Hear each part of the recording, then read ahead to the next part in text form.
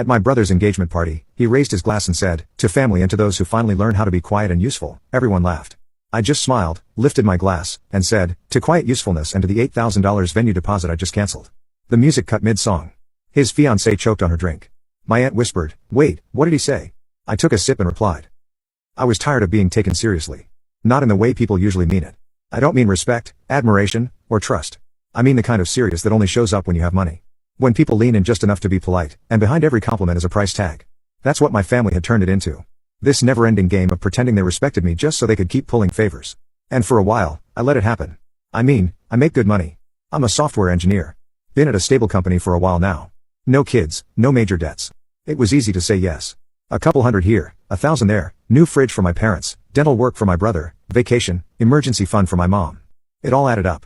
But no one ever asked how I was doing. They only asked how I could help them. Brian's engagement party was supposed to be the final yes, $8,000 for the vineyard, another few thousand for other expenses. I'd already transferred money to my parents' account twice that month alone, and not once did anyone say, "Thank you." Not sincerely, at least. It was always wrapped in some passive-aggressive guilt trip about how lucky I was to be doing well. I showed up at the venue already done, not angry, just done. I knew they'd parade me around, drop my job title to the bride's family, make it seem like Brian's success was somehow tied to mine. I was used to it. What I wasn't used to was the toast. Brian stood up like he just won an award, raised his glass, waited for everyone to hush. Then he said, "To family and to those who finally learned how to be quiet and useful." The laughter that followed felt like someone pushed a glass of water off a table and just watched it shatter. I caught my mom smirking. My dad nodded like it was clever. Rachel leaned into Brian's arm like it was the most charming thing he'd ever said. And that's when I realized I wasn't just tired. I was done. So, I stood, held my glass up, smiled, and said, "To quiet usefulness and to the $8,000 venue deposit I just canceled." The music cut off mid-song. Rachel started coughing. My Aunt Carla whispered to someone, "Wait, what did he say?" I took a sip, set the glass down, and looked straight at Brian. No party, no photographer, no catering. I canceled it all this morning. Thought I'd wait until your big toast to let you know. The silence didn't last long. My mom immediately stood up, asking what I thought I was doing. My dad started accusing me of sabotaging my brother's life. Rachel's parents looked like they'd stepped into the wrong party.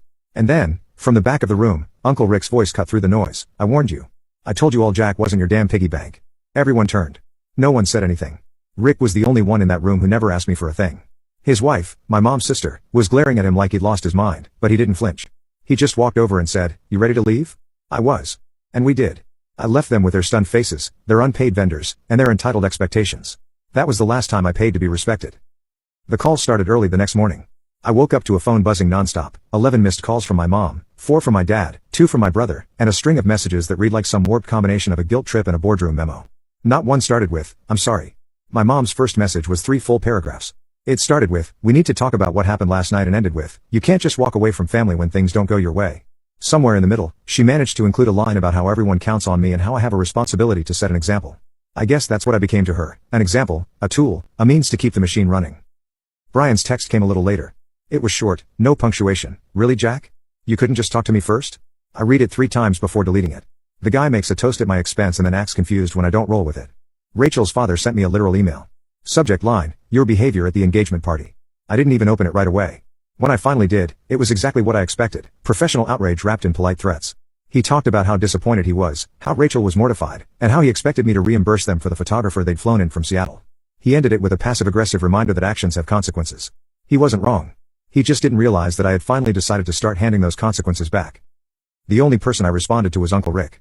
He called that evening, same tone as always, calm, steady, like he was just checking in on a friend after a rough week. He didn't ask me to explain anything. He just said he was proud of me. Said he'd gotten into it with Aunt Diane because she thought he was enabling me.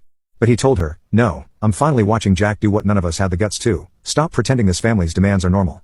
I don't know why, but hearing that felt like someone finally let me breathe. We talked for maybe 15 minutes. He didn't offer advice, didn't ask me to make peace. He just said he had my back. And that was it.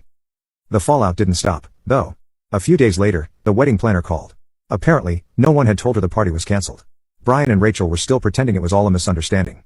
She asked if I still wanted her on board. I told her no, and that she'd be getting a final payment for the few hours she already worked. That was it. Then came the real tipping point. My dad showed up at my apartment unannounced. I don't even know how he got in. Probably waited until someone left the building and slipped through the door. I almost didn't open it, but I knew if I didn't, he'd just keep showing up. He didn't yell. He didn't sit down. Just stood there in the entryway looking at me like I'd grown horns. "You owe your brother this," he said. I asked why. He blinked like I'd spoken a different language, like he hadn't prepared for that part. Then he said it in just one sentence, but it was enough, because you're the one who can. That's when it hit me. They never thought I was being generous. They just assumed it was my job to pay for their lives because I could and because they couldn't. That was all it took for them to justify draining me dry. I told him I was done paying to be invited, done covering for people who saw my help as a guarantee, not a gift. And before he could say anything else, I closed the door and locked it.